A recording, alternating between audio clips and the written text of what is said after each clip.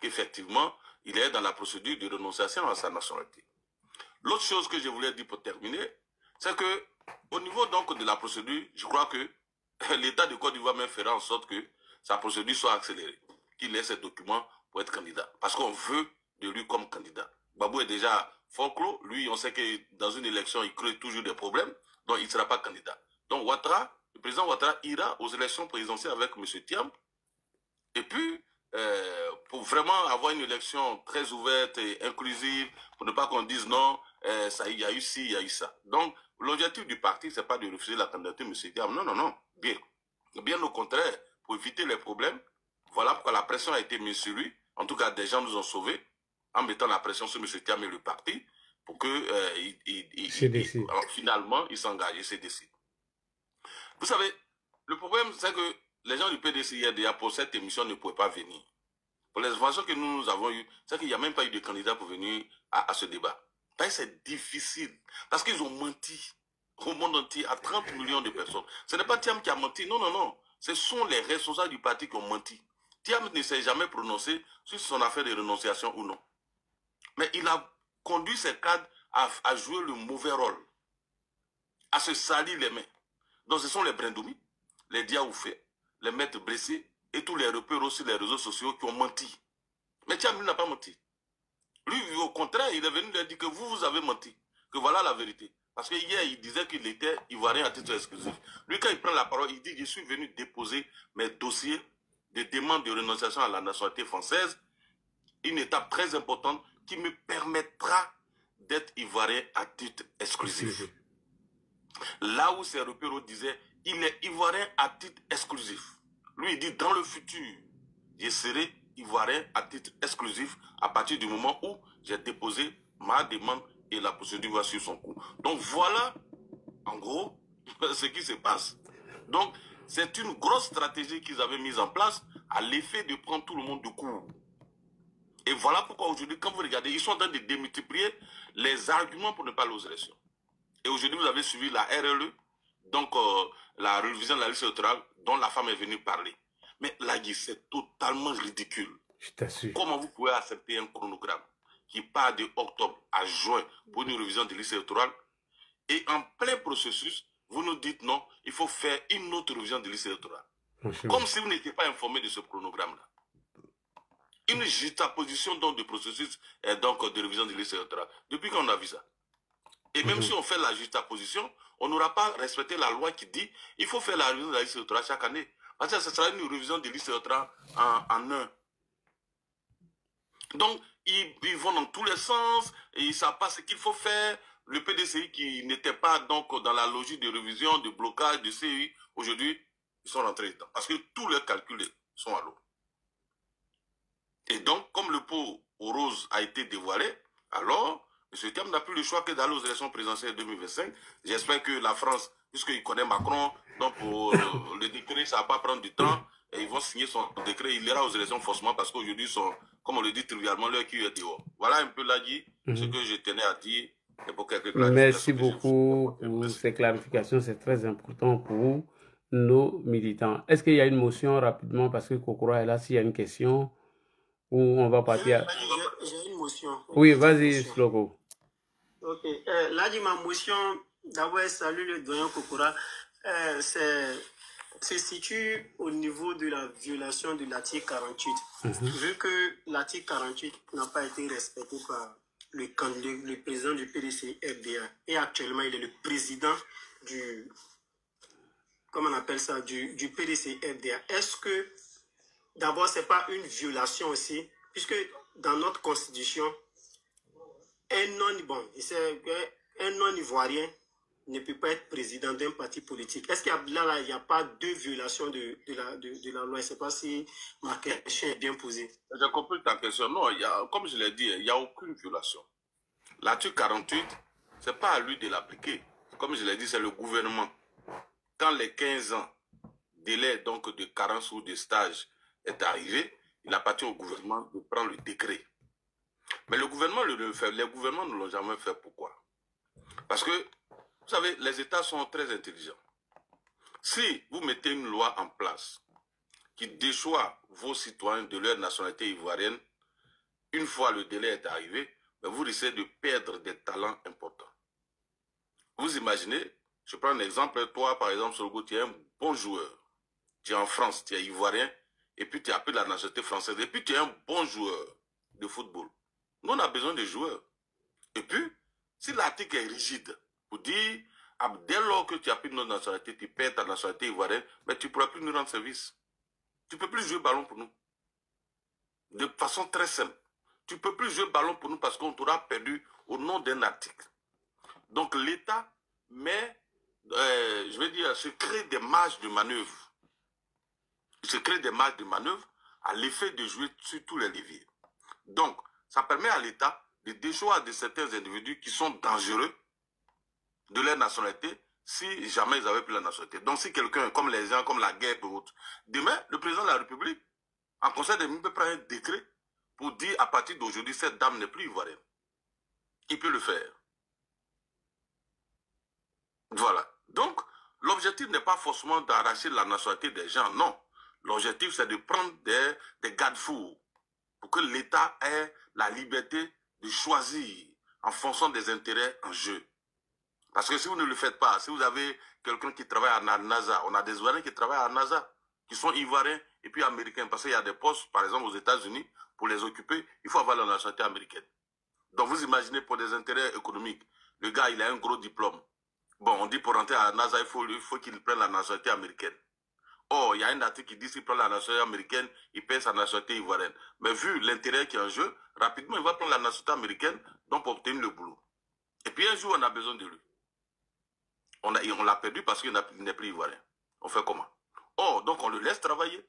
Demain, si on a besoin de lui, mais il peut venir travailler dans son pays, puis il n'y a aucun problème, puisqu'il bénéficie toujours de la nationalité. Donc, c'est fait exprès. C'est fait exprès pour essayer de jouer sur plusieurs leviers. S'il y a des gens aussi qui sont dangereux, l'État prend... il y a un gars même qui a été rapatrié de la Côte d'Ivoire. Comment il s'appelle? Le gars de Hubson. Le gars de Mamadou Koulibaly, là. Awadomelo. Non, il s'appelait... Il vivait au Canada. Il a été rapatrié sous Laurent Gbagbo même. Il a été rapatrié.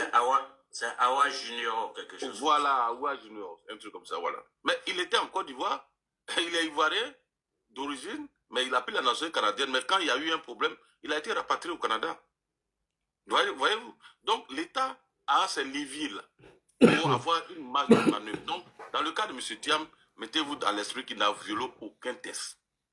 Il est ivoirien, il bénéficie de tous ces documents jusqu'à ce que l'État de Côte d'Ivoire prenne un décret pour dire, comme vous avez bénéficié de la nationalité française, l'article 48 dit, un majeur qui obtient une autre nationalité paie la nationalité ivoirienne, alors on prend un décret pour vous déchoir de vos... À partir de là, il a perdu la nationalité. Mais tant que ce n'est pas fait, personne, aucun petit policier ou bien magistrat ne peut dire qu'il a violé la loi. Non. Parce qu'on paie la nationalité par décret et non par... je veux dire, parce que l'article est arrivé à, je veux dire, un truc. Non, c'est pas comme ça. Ok, il y a une autre question, sinon on va passer au gars d'en haut qui s'appelle Monsieur Cogito Ego Soum. Je pense que ça doit être un gars de PDCI. Monsieur... Donc, oui. J'aimerais demander à M. Kokora. Donc, dans ces cas, si vous voulez bien analyser les propos de M. Kokora, ça veut dire que nos tests ne sont pas appliqués intégralement. Et c'est ce que la chose a dit même André Sylvain. Non, je ne sais pas que les tests ne sont pas appliqués. Il faut lire l'article 48. Il n'y a aucun test aussi qui oblige le gouvernement à déchoir quelqu'un. C'est-à-dire, la loi, elle a cette qualité d'être maniable. Donc, quand il prend le test, si l'État de Côte d'Ivoire, quelqu'un qui a pris notre nationalité, ne prend pas un décret pour lui enlever, arracher sa nationalité, l'État n'aura pas violé de loi. Puisqu'il n'y a aucun test qui oblige l'État à prendre un décret. Le décret, c'est le président de la République qui le prend. Il est libre. C'est comme la loi d'amnistie, par exemple. C'est le président de la République qui la prend. Mais il est libre de ne pas de la prendre bien, de ne pas la prendre. Il y a quelqu'un qui a ouvert son micro. Voilà. Donc, on laisse des marges de manœuvre au président, à l'État, d'agir conformément à l'orientation qu'il veut donner à son pays. Donc, quand tu vas lire le code de nationalité, il n'y a aucun article dedans qui oblige l'État, donc dès que le délai de carence est arrivé, à prendre donc un décret pour dire à partir d'aujourd'hui, Lagui n'est plus ivoirien parce qu'il a pris la nationalité française. Ça n'existe pas. Donc l'individu n'aura violé aucun test, l'État aussi n'aura violé aucun test. Sauf que il est toujours possible pour l'État donc de vous déchoir de votre nationalité conformément à l'article 48. Donc si l'État déchoit par exemple M. Thiam de sa nationalité aujourd'hui, il n'aura violé aucun test. Il se fonde sur l'article 48. Voilà un peu comment la loi fonctionne. Mais si l'État ferme les yeux là-dessus, il n'aura violé aucun test. L'individu aussi n'aura violé aucun test. Sauf qu'il se met dans une situation très risquée parce qu'à tout moment, sa nationalité, ivoirienne peut lui être arrachée. Voilà un peu comment la loi fonctionne. La loi, c'est une question de technique, c'est une question d'intérêt. Les États, ne pensez pas que les gens sont... Non, ils réfléchissent avant d'écrire les tests. Merci. Merci d'avoir répondu à cette question. Alors, nous allons passer à Cogito Ego Soumi. Tapoter, on va atteindre les 100 000 cas. Voilà. Oui. Là, je vais te décevoir. Hein. Je suis pas PDCI. Ah, j'ai cru, mais allez-y quand même. Vous êtes déjà On sûr est de pas parler. PDCI et puis je voulais juste dire que si un lui penseur, je vais juste donner mon avis sur. Je pense que c'est l'ancien président français Jacques Chirac qui le disait. Hein. Il disait que être politique, c'est mentir plus que la moyenne. C'est Jacques Chirac qui le disait. Je pense que cette définition s'attache vraiment à M. Thiam. Et puis, il faut que les gens comprennent que Thiam n'est pas sa première expérience dans ce genre de modèle, je vais dire. Quand Thiam était... Moi, je suis pas mal de conférences de M. Thiam dans le temps. Une fois, j'ai été à Uri, quand Thiam a dit devant une assemblée en France qu'il a fait 2 dévaluations en Côte d'Ivoire. J'étais tellement choqué, j'ai appelé mon frère. Il dit, mais il y a Thiam qui vient dire quelque chose. Ça doit faire peut-être 10 ans comme ça. Il dit, mais est-ce que Thiam a déjà fait une dévaluation en Côte d'Ivoire? J'étais tellement étonné. Et puis après, je suivais encore une de ses conférences où il disait que c'est lui qui a introduit la téléphonie en Côte d'Ivoire.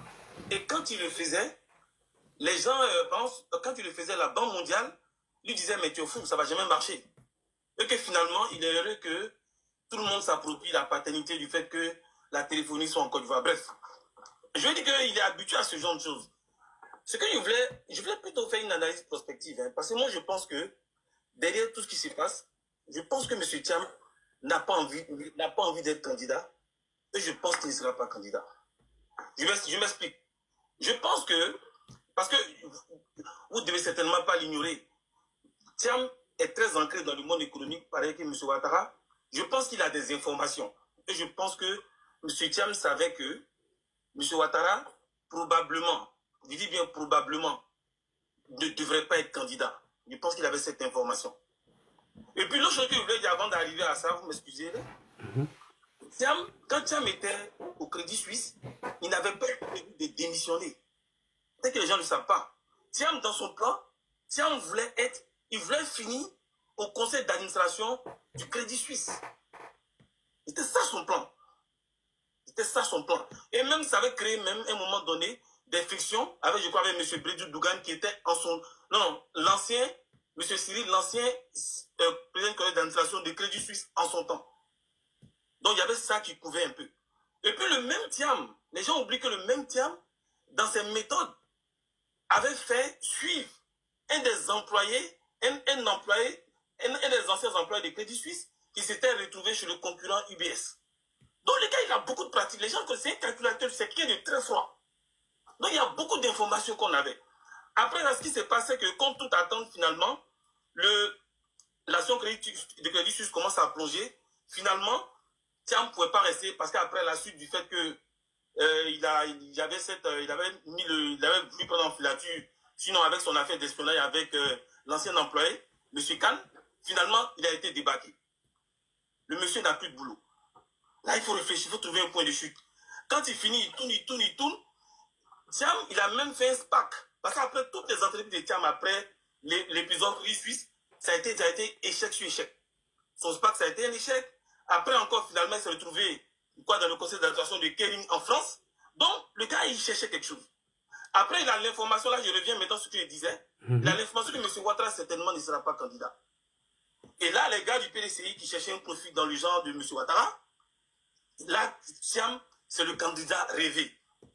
Et Thiam, son plan, c'est quoi? Il s'est dit, si M. Ouattara n'est pas là, j'ai toutes mes chances. Sauf qu'au dernier moment, là, il s'est dit que si, là, qu'est-ce qui se passe? Là, il en attend. Mais au fil en aiguille, de fil en aiguille, il attend. Sauf que ce qui se passe, c'est que Thiam, il est coincé. Parce que Thiam sait que si M. Ouattara est candidat, s'il est candidat, et que si un Bion est candidat, si un Laurent Gbagbo ou éventuellement un gars du FPI est candidat, à tout casser, Thiam sait qu'il ne peut pas, il risque de finir cette élection avec beaucoup d'humiliation. Et à l'international, c'est très mal perçu. C'est pourquoi quand on prend des pays comme les États-Unis, quand tu fais une élection et que tu es battu, c'est difficile de revenir. Notamment en Amérique du Nord, le mot loser est très ancré. Donc Thiam ne veut pas perdre.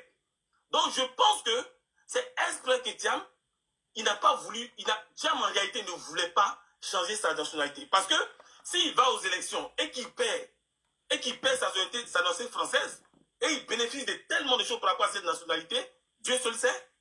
Donc il est vraiment, vraiment, vraiment coincé. Moi je pense que ce qui va se passer, c'est que Thiam, à travers ses propres réseaux, vous allez voir que Thiam, le processus ne sera pas fini, on sera déjà au processus de dépôt des candidatures. C'est ça que moi je pense. Et ça va l'aider. Là, il viendra dire aux gens, oh, finally les gars, voilà, je ne peux pas être candidat, parce que finalement, j'ai voulu bien faire les choses, toujours à vouloir tirer un peu, aller arracher un peu les émotions ici et là. Et finalement, il va expliquer aux gens, finalement, je ne veux pas créer des problèmes, je ne veux pas faire ci, ça, parce que je n'ai pas pu avoir la nationalité française, je ne suis pas ivoirien de façon exclusive, donc je ne peux pas être candidat. Mais en réalité, c'est quoi? C'est parce qu'il ne veut pas aller à l'humiliation. Et comme il n'est pas suffisamment courageux pour dire à un gars comme Bion, parce que je pense que c'est lui qui a été le bon candidat plutôt pour le PDCI. Et là, Bion, certainement va partir en candidature libre. Et là, il va sortir, on va dire, par la grande porte et certainement attendre 2030 pour pouvoir revenir peut-être éventuellement comme candidat, encore que s'il arrive à gagner les élections. Moi, je pense que son vrai plan, je ne vais pas être long parce qu'il y a du monde, mais son vrai plan, c'est de ne pas être candidat. Parce qu'il ne veut pas perdre. S'il va aux élections, il va perdre, mais dans les grandes longueurs, je vous le dis. Ouattara va forcément osciller de 75-80%. Thiam est capable de sortir cette élection avec un 10-15%. Et il le sait. Avec toute cette campagne qui se passe en ce moment, sa cote en train de s'effriter va aller en s'effritant. Ça va être grave pour lui, il le sait. Donc je pense que l'idée, c'est pas vraiment... Là, ce qu'il fait en ce moment, il va dire aux gens, bon, j'ai lancé, mais en réalité, derrière, il n'aura pas renoncé à sa candidature. Parce que si jamais il va aux élections qu'il perd, il faut qu'il relance encore, il faut qu'il travaille. Il a besoin de la nationalité française, il en a besoin. Il a besoin de cette candidature. Tout ce qu'il a pu faire, toutes les positions qu'il a eues, à travers sa carrière avec cette nationalité-là, il ne peut pas la lâcher maintenant. Il peut la lâcher seulement s'il est sûr d'avoir un poste. Et c'est la présidence. Donc je pense que les gars ne pensent pas qu'il va être candidat. C'est sûr qu'on va s'en reparler ou me donner raison. Effectivement. Moi, j'ai pensé à cette hypothèse. J'ai pensé à ça. Mais bon, comme pour le moment, nous sommes en train de se projeter dans le futur, donc on est obligé de se limiter à certains trucs. Sinon, ce que tu viens de dire, et chose l'a dit, comment on appelle, Adrien Sylvain Conan, il dit, voilà la procédure, combien de temps ça va prendre, etc. Est-ce que ce n'est pas un risque? Thiam sait, il n'est pas idiot. Techniquement, le même bac sonné derrière, il n'aura pas fini la procédure. Et il viendra dire, oh, j'ai voulu être correct. Tiens, il parle doucement, j'ai voulu être correct. Je ne veux pas qu'il y ait le problème en Côte d'Ivoire. Je veux que la loi soit respectée. Mais la loi ne permet pas d'être candidat. Et puis voilà, donc je ne serai pas candidat. Mais en réalité, c'est parce qu'il sait qu'il va perdre. Et deuxièmement, il sait qu'il a besoin de cette citoyenneté. Il va laisser cette nationalité française que quand il aura le sentiment, il va avoir l'assurance de gagner une élection en Côte d'Ivoire. Et là, il n'a pas l'assurance. Il a besoin de travailler, mais il a besoin de ça. Toutes les positions, même le conseil d'administration où Thiam est en ce moment, ça veut la nationalité française. Mais si tu la perds, tu perds tout. Et Thiam, il a tout fait à l'international. Pendant 27 ans, il est à l'extérieur. Il a tout fait cette citoyenneté. Il ne va pas la lâcher tant qu'il n'est pas sûr. C'est une question d'opportunité, d'opportunisme. Il ne va pas la lâcher. Ah, c'est vrai. Ok. Il y a arobase Madou qui est là. On va l'écouter aussi. Ouais, merci. Merci bien, tu as une petite motion? D'accord, on va prendre 2 minutes de motion de Tomba. Vas-y, Tomba. Je viens de me réveiller et je suis tombé sur cette analyse très pertinente de notre frère Kokora. Monsieur Cogito. Cogito, oui. C'est un philosophe Et cogito ergo sum. Ah, il n'a pas, peut-être pas raison, mais il n'a pas totalement tort. Hein. Parce que si Thiam a traîné, c'est parce qu'il était dans les calculs certainement. Effectivement. Voilà, donc il risque de ne pas être le candidat du PDC. Effectivement, il n'a pas tort. Voilà, c'est ce que je voulais ajouter. Vraiment, j'ai apprécié son analyse. Je me suis levé, je suis tombé dessus. On m'a dit que Kokora aussi est passé. Oui, Kokora, il est toujours là. Moi, sincèrement, Tchomba, Ah, d'accord. j'approuve. Tchomba, tu me donnes 30 secondes. J'approuve les dits de Cogito. Mais moi, personnellement, mon souhait est qu'il participe à ces élections-là. Pourquoi? Parce qu'il faut lui muler un coup. Que d'attendre encore et mettre du suspense encore dans l'affaire de Thiam. Dans les grands milieux à l'international, les gens n'admettent pas, les losers, ça passe pas. Thiam, il n'est pas légitimité, mais il a quelque chose à défendre. Rendu à ce niveau, les gens, ils viennent toujours avec un... Je ne dirais pas de l'orgueil, mais il y a un peu... Ils ont cette mentalité de gagneur. Il s'est dit qu'il ne vient que s'il doit gagner. Donc s'il perd, et s'il perd dans les grandes longueurs, ça va être très difficile pour lui de revenir. Et s'il perd la nationalité française, qu'il perd l'élection, il perd autre chose. Donc il y a ce calcul-là. C'est comme ce qu'on voit en entreprise, il y a toutes les stratégies sont sur la table. Je pense que ce que Atu a fait, il a dévoilé. Sauf que là, le gars, il est coincé. Donc, ok, on va y aller, mais derrière, on va actionner, et puis on va être très limite. Et là, ça me donne un élément pour éventuellement rebondir. Le calcul est fait. Waouh. En tout cas, c'est bien réfléchi de la part de choses. On va aller avec Mados et puis si on a des questions, nous allons poser à Kokora. Merci beaucoup. En tout cas, merci. Tu peux me donner une minute, s'il te plaît? Ok. Et Bruni demande une minute, M. Madou. J'approuve l'analyse de M. Cogito, mais bon, lorsque tu regardes de près son analyse, il faut se dire que nous sommes face à un piège. Pourquoi j'ai dit nous sommes face à un piège? Ça veut dire que M. étudiant, tout en sachant qu'il ne pourra pas être candidat, se met quand même sur une voie, de sorte que, à la fin, il puisse faire croire à ses militants que il a été empêché d'être candidat, et ça c'est sous conflictuel. C'est-à-dire que c'est un problème que nous avons qui va nous mettre encore sur le dos. Effectivement. Donc ça c'est quelque chose qu'il faut vraiment... C'est ce que j'ai expliqué là, si tu as bien compris. Ça dit il ne peut plus, si tu as bien compris ce que j'ai dit, si l'information n'était pas tombée dans le public et que toi et moi, nous ne savions pas non seulement comment la procédure de renonciation donc, était faite, mais aujourd'hui, là, tout le monde a l'information.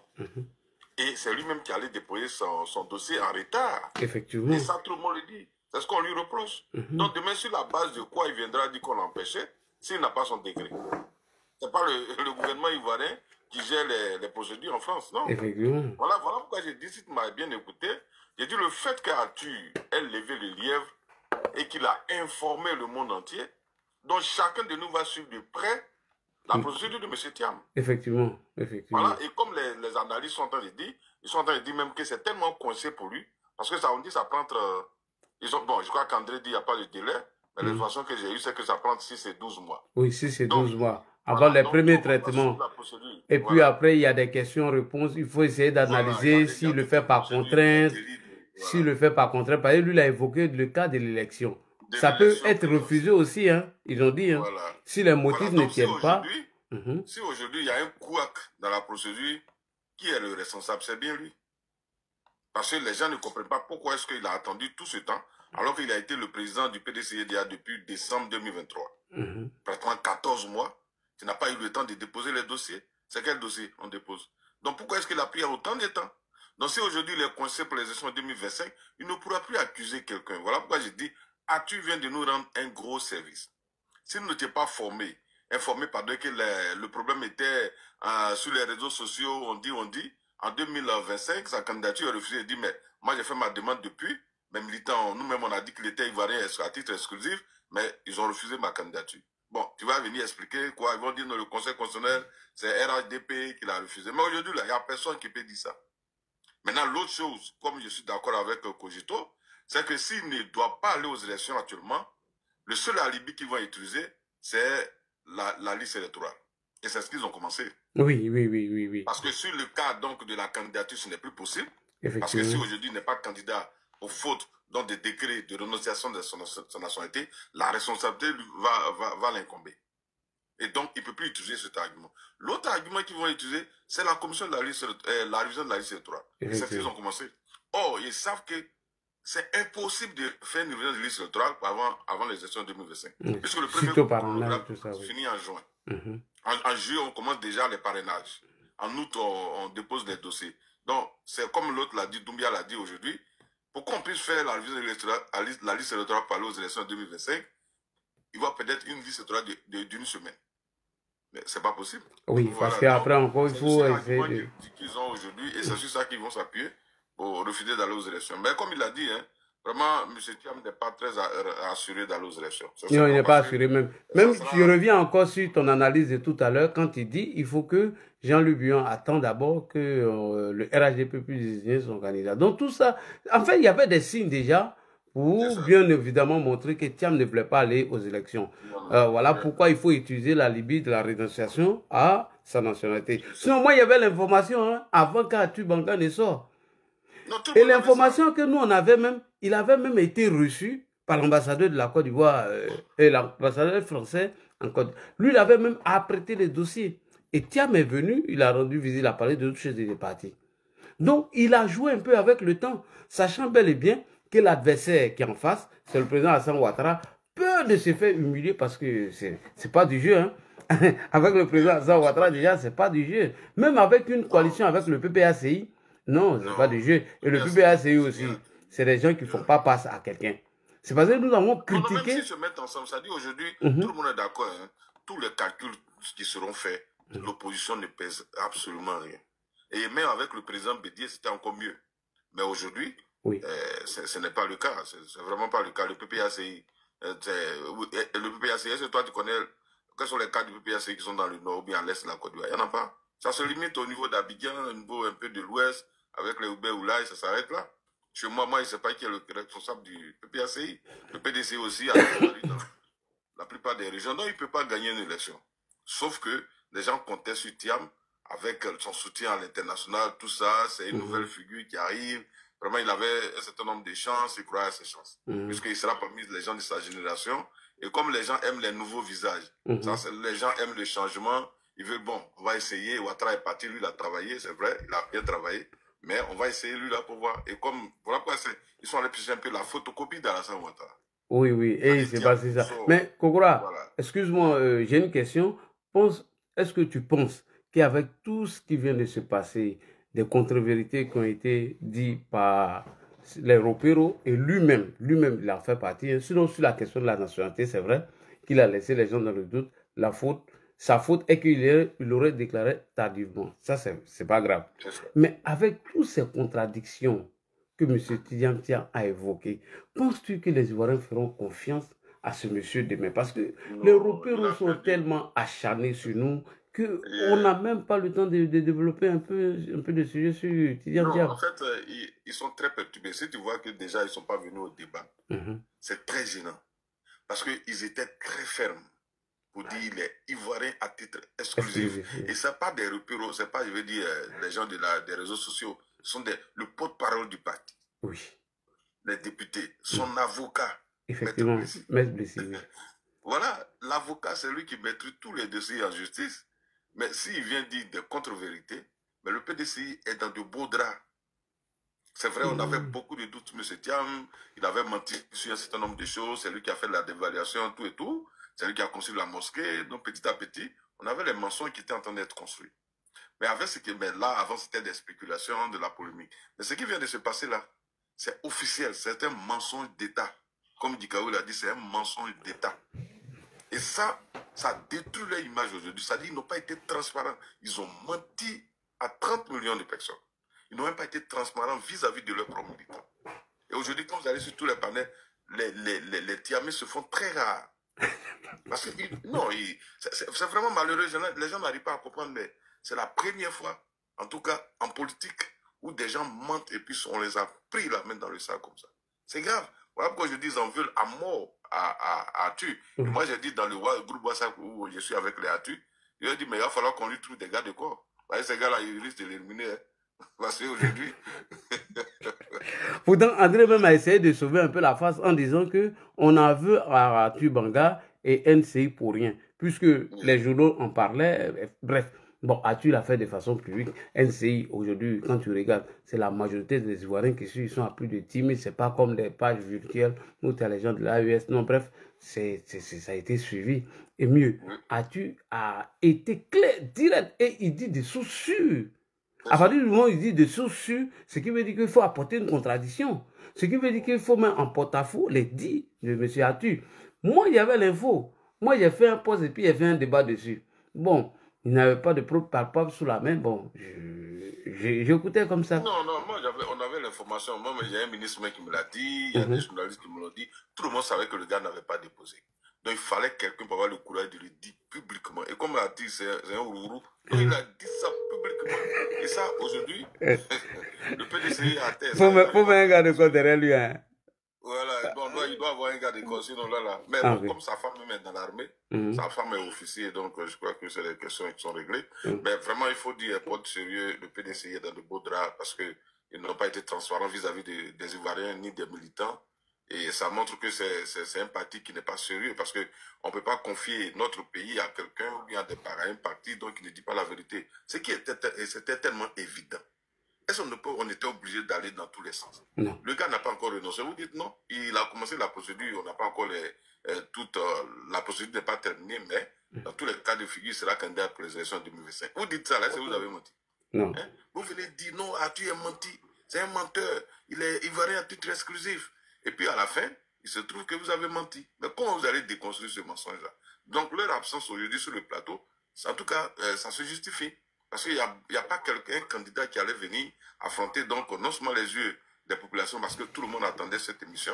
Effectivement. Vous avez vu, il a fait près de 12 000 vues en direct. En direct. Voilà, c'est l'une des rares fois. Donc, tout le monde attendait ce débat.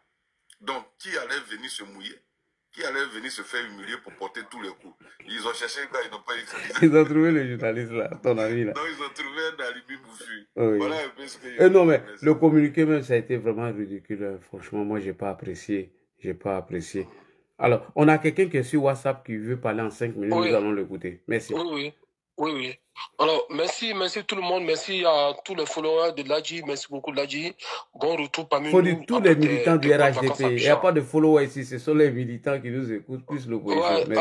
D'accord. Les militants du RHDP, les sympathisants militants du RHDP, et puis des personnes qui sont sympathisants aussi, ou bien militants de d'autres personnes. Parce que, ok, moi, mon idée sera, peut-être certains vont trouver que c'est bizarre ce que j'ai dit, mais j'irai à contrepoids. Allons-y, on t'écoute. Vous savez, nous, on prend tout. Vous savez, vous savez, il y a certains travaux, il y a certains métiers, quand on atteint ces niveaux, la politique pour nous, la politique pour ces personnes qui atteignent ces niveaux-là, il y a des erreurs qu'elle ne peut pas commettre. C'est comme le président Ouattara. Tout le monde disait qu'il ne connaît pas la politique, il est novice, il va se faire bouffer, il va se faire manger. Mais les gens se rendent compte qu'après Houphouët-Boigny, c'est le plus redoutable politicien que la Côte d'Ivoire n'a jamais eu. Le président Ouattara, après Houphouët-Boigny, c'est lui. Tous ses adversaires ont tapé poteau. Pourquoi? Pas parce qu'il est seulement béni, hein, mais c'est parce qu'il sait se comporter comme un vrai politicien. Donc, je n'ai pas dit que Tidjane Thiam atteint ce niveau, hein, mais le niveau de travail que Tidjane Thiam a fait à l'international, il est presque, il est en bas du président Ouattara. Il n'a pas compté son niveau, mais il est en train de suivre le travail du président Ouattara. Tidjane Thiam a fait exprès. Il a fait exprès ça, là. Il a fait exprès, hein. Je vais vous dire pourquoi. Rappelez-vous qu'en 2020, avant les élections présidentielles 2020, la première dame Dominique Ouattara a rencontré discrètement Tidjane Thiam à Paris. Ils se sont vus dans un hôtel, dans un palace. Le Jeune Afrique en a parlé de ça. Allez sur Internet, checkez, mettez rencontre discrète Dominique Ouattara, Tidjane Thiam, vous allez voir la partie là. Ils se sont rencontrés. Tidjam Thiam savait que Henri Konan Bédié est en train de partir vers sa dernière demeure parce qu'il est en train de vieillir et les maladies chroniques commencent à s'installer. C'est pourquoi tout un état d'Aoukoro pour se reposer. Donc, il a fallu qu'il se prépare, mais il pouvait se préparer depuis ce temps-là. Il a fait exprès. Maintenant, qu'est-ce qu'il faut faire? Il faut se faire passer pour la victime, de sorte que si 2025 finit, Tidjam Thiam c'est 2030, il prépare pas 2025, il sait que 2025 il ne peut pas. Il sait qu'il ne pourra pas faire 2025. Donc, c'est propre pour 2030 en se victimisant dans le côté des nationalités comme c'est qu'arrive au président Ouattara. Mais mal de peau pour lui, c'est que le RADP, surtout toi, Ladji, tu as toujours dit dans tes vidéos de ne pas faire le débat des nationalités. Parce que Tidjam Thiam voulait qu'on se base sur sa nationalité. Oui, parce qu'il voulait qu'on dise que c'est un Sénégalais, le martyriser, c'est un Sénégalais, et à la dernière minute, on dit, c'est un Français, à la dernière minute, la sympathie va commencer à grandir autour de lui. Mais nous, on n'a pas suivi. Même à Djoumani, le ministre Adjoumani, les Bakongo, ils ont dit que dans une rencontre à la direction du parti, au siège du RADP, à la rue Le Pic, Bakongo a dit, eux n'ont pas de problème de nationalité avec Tidjam Thiam, c'est un Ivoirien.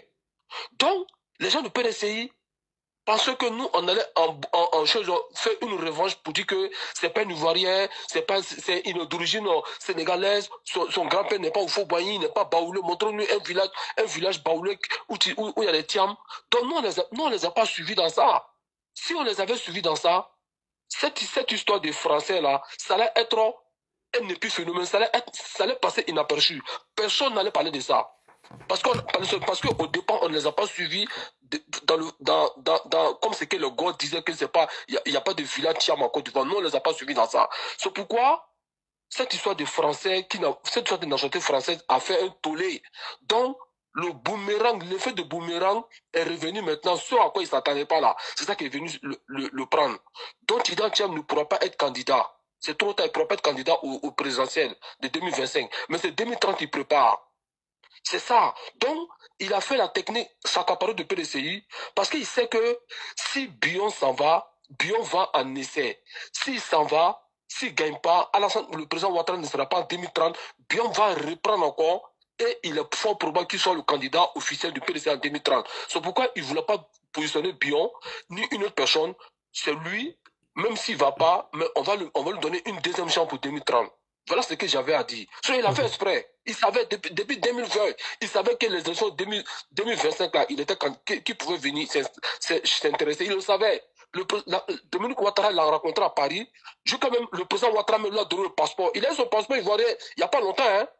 Il n'y a pas longtemps. Et même, il paraît bien que un passeport diplomatique lui a été retranqué. Oui.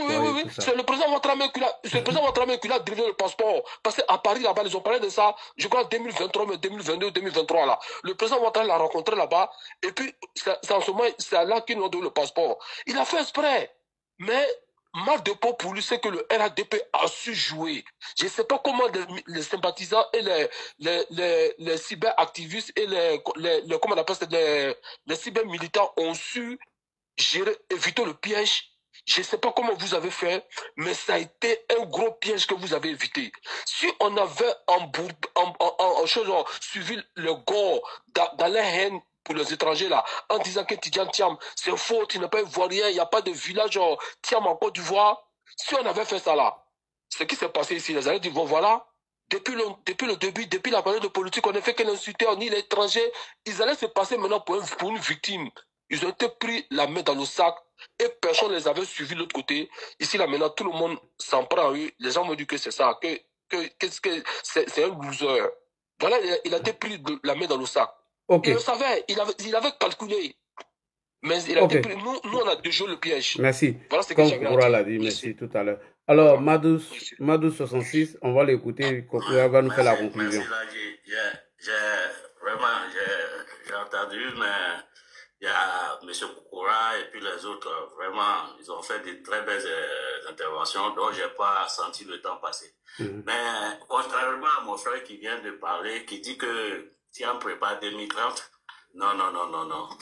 Politique là, on ne sait jamais. Si tu tombes bien allumé en 2025, tu t'en vas. Parce que Thiam n'a pas encore renoncé. Badous, Tu vas avoir le temps, 10 secondes. Il n'a pas encore renoncé à son intention d'être toujours un fonctionnaire international. Il n'a pas encore renoncé à ça. Il tient beaucoup à ça. Merci. Ok, c'est 2025 que Thiam vise, comme tous les opposants d'ailleurs, parce que 2025, c'est un point très, très, très important. Et j'ai eu à le dire sur ton panel, il y a très longtemps, j'ai dit aucun de nos opposants ne veut aller aux élections. En fait, toute leur stratégie a été bâtie autour d'une crise institutionnelle. Effectivement. Tout ce qu'ils évoquent, non, révision des listes, il faut changer le président de la CEI, il faut faire ceci, il faut faire cela.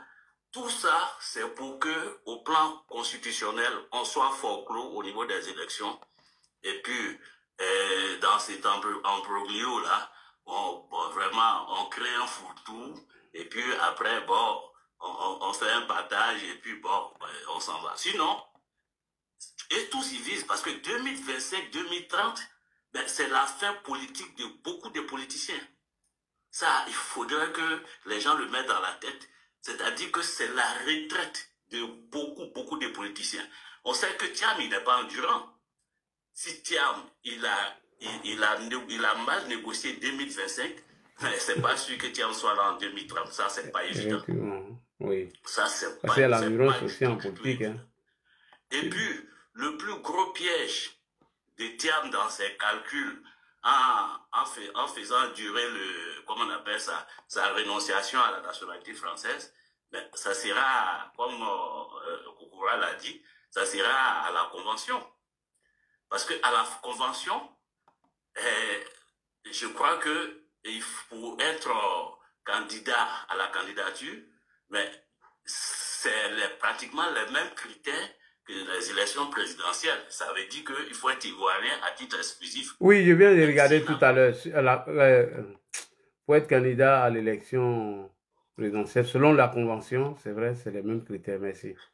Donc, ça veut dire que mais cet élément-là peut être évoqué. Là, moi, je vais descendre parce que je fais tard ici. D'accord, il n'y a pas de problème. On va prendre la dernière intervention. Merci beaucoup, Koukoura. Merci, oui. Bonne soirée à tous. Merci. Oui, vas-y. Vas-y, le frère Madès. Ok. Donc, Bion peut évoquer ce point-là, mais pour mettre Thiam folklore, à moins qu'il règle le problème avant la prochaine convention. Parce qu'aujourd'hui, il n'a aucune raison encore de faire durer la convention. Oui. Il n'y a plus de raison. Parce que tout le monde